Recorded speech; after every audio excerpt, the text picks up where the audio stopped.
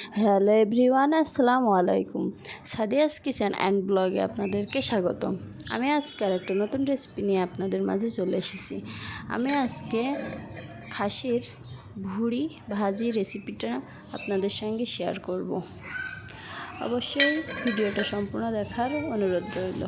এই যে প্রথমে আমি ভুঁড়িটা সুন্দরভাবে কেটে নিয়েছি এবং এখানে আমি পেঁয়াজ কুচি করে নিয়েছি, রসুন এবং মরিচ কুচি করে নিয়েছি।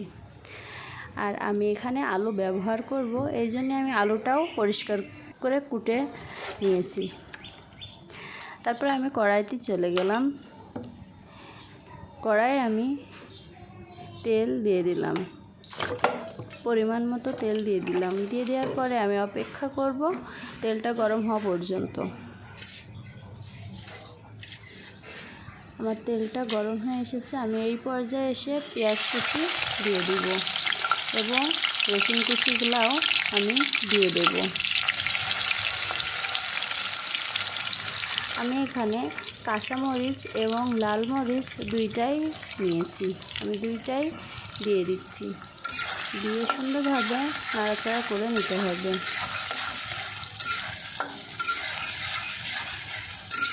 আমি এই পর্যায়ে এসে মশলাগুলো, পেঁয়াজ রসুন এবং মরিচগুলো নরম হয়ে যাওয়ার জন্য আমি এখানে লবণটা আগে থেকেই দিয়ে দিচ্ছি।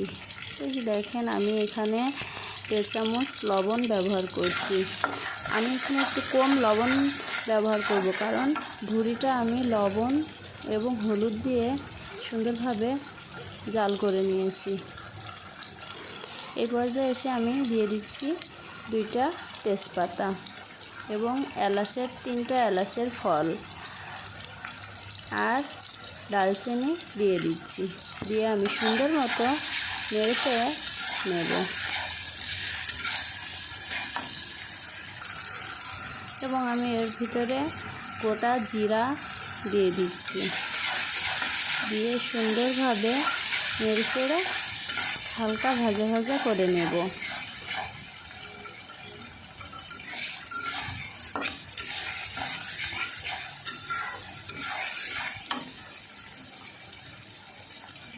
হালকা ভাজার এই পর্যায়ে এসে আমি কেটে রাখা আলু দিয়ে দেব।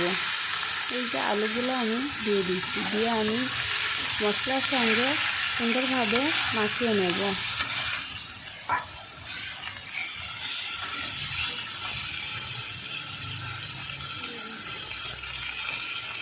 আর আমি এই পর্যায়ে এসে হলুদের গুঁড়াটা দিয়ে দিচ্ছি।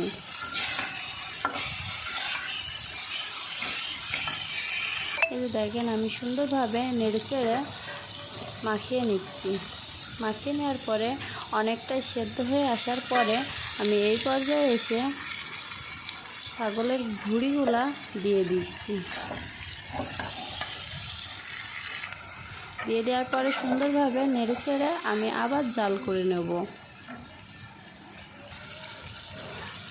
আমার আলু সেদ্ধ হয়ে এসেছে এবং ভুঁড়িটা প্রায় হয়েই এসেছে। এই পর্যায়ে এসে আমি জিরার গুঁড়া আর ধনিয়ার গুঁড়া দিয়ে দিচ্ছি কিছুটা। দিয়ে আমি আবার কিছুক্ষণ জাল করে নেব। জাল করে নেওয়ার পরে আমি এই পর্যায়ে এসে গরম মশলা দিয়ে দিচ্ছি 1 চামচ। দিয়ে আমি সুন্দর মতো আবার নেড়ে চেড়ে নেব। আপনারা এই মশলাগুলো দেবেন।